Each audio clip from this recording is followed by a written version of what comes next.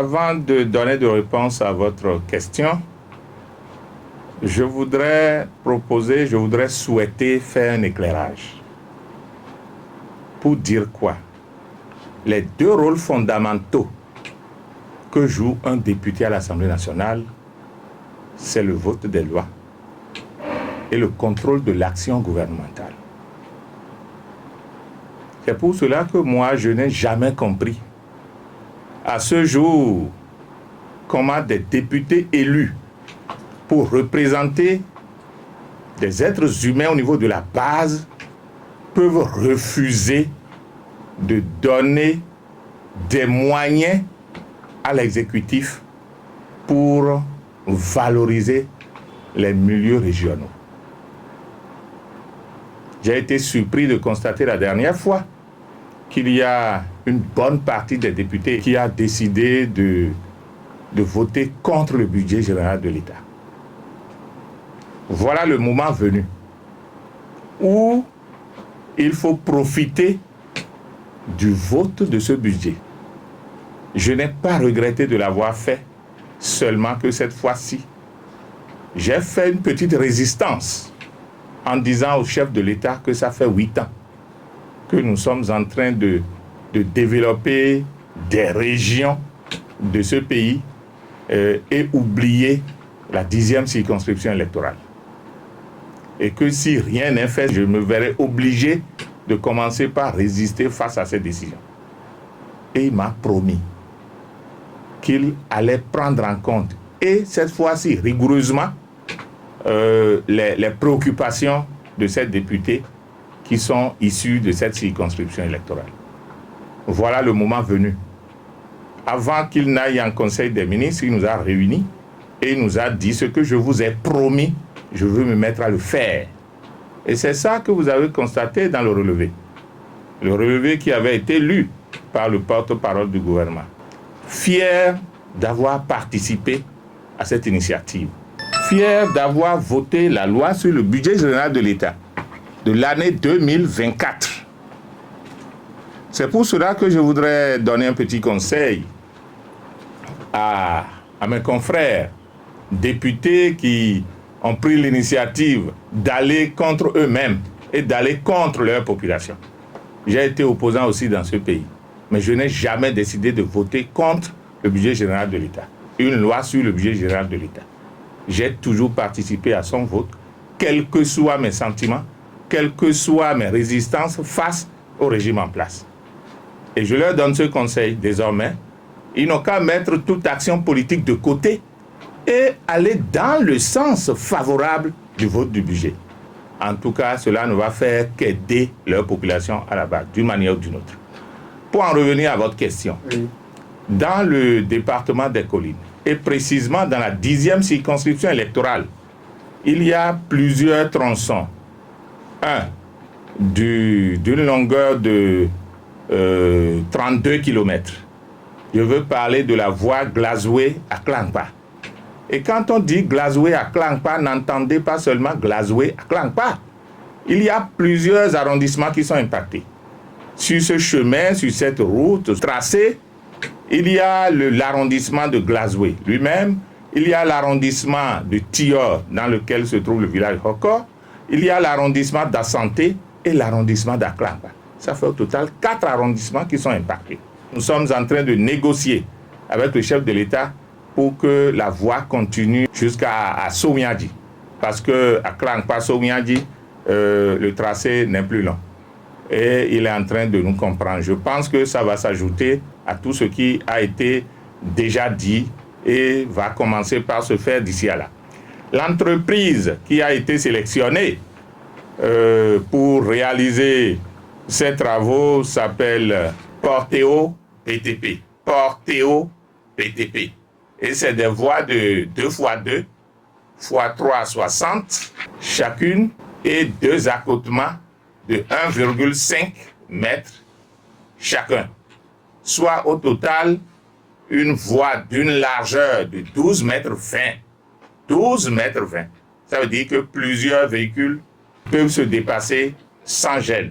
À part ce tronçon qui est pris en compte et qui va desservir toutes les contrées, les hameaux et les fermes qui sont le long du tronçon. Il y a aussi la voie Glazoué-Ouédémé-Logozokhé qui est aussi prise en compte. Ce tronçon prend en compte la commune de Glazoué et la commune de Savalou.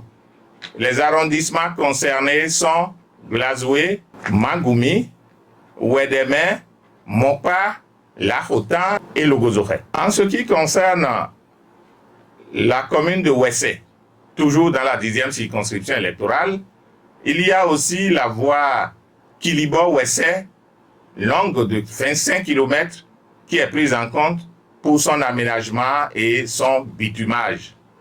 Le bitumage de cette voie va impacter effectivement l'arrondissement de Ikemo et va impacter les villages de Kilibo, de Ikemo, de Godi, du centre du projet Songhai, de Adougou et de Wessé Centre. Il y a aussi la voie qui sera rechargée avec tout ce qui est ouvrage d'art, les accotements, tout ce qu'il faut, la voie Wessé-Anseke. Anseke se trouvant dans l'arrondissement de Chela-Ogoï, cela veut dire que l'arrondissement de Chela-Ogoï est automatiquement impacté. Cette voie est longue de 22 km et large de 12,50 m. Donc, quand on dit la voie Wessé-Anseke, il ne faut pas considérer que Wessé et Anseke. Il faut considérer tout ce qui est agglomération et qui se trouve sur cette voie-là, sans compter les fermes, les contrées, les petits hameaux qui sont érigés le long de cette voie.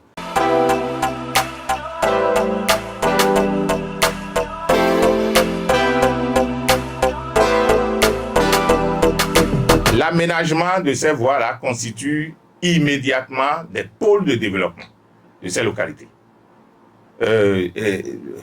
L'entretien, la construction d'une voie constitue un circuit de communication. Le paysan qui a cultivé son tubercule va amener ces tubercules beaucoup plus facilement dans un marché et il pourra gagner de l'argent pour s'acheter de la télévision, payer la scolarité de ses enfants, avoir de l'électricité un peu plus facilement. L'impact est trop développé.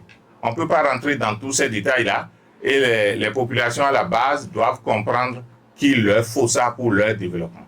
Et c'est pour cela que moi, depuis une vingtaine d'années, j'ai continué à me battre rigoureusement pour que ces 4 tronçons-là soient effectivement pris en compte et le moment est venu. Je suis suffisamment en joie et je voudrais féliciter le chef de l'État pour avoir respecté ses engagements vis-à-vis de nous qui, pratiquement, à des moments donnés, cherchons à dormir dans sa maison pour l'amener à honorer ses engagements.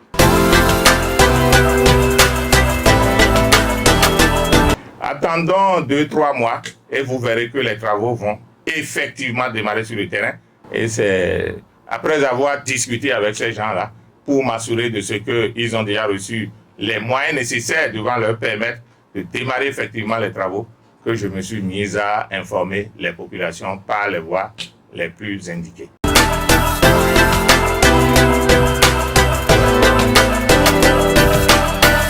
Les populations de ces régions-là doivent savoir qu'il s'agit de leurs choses.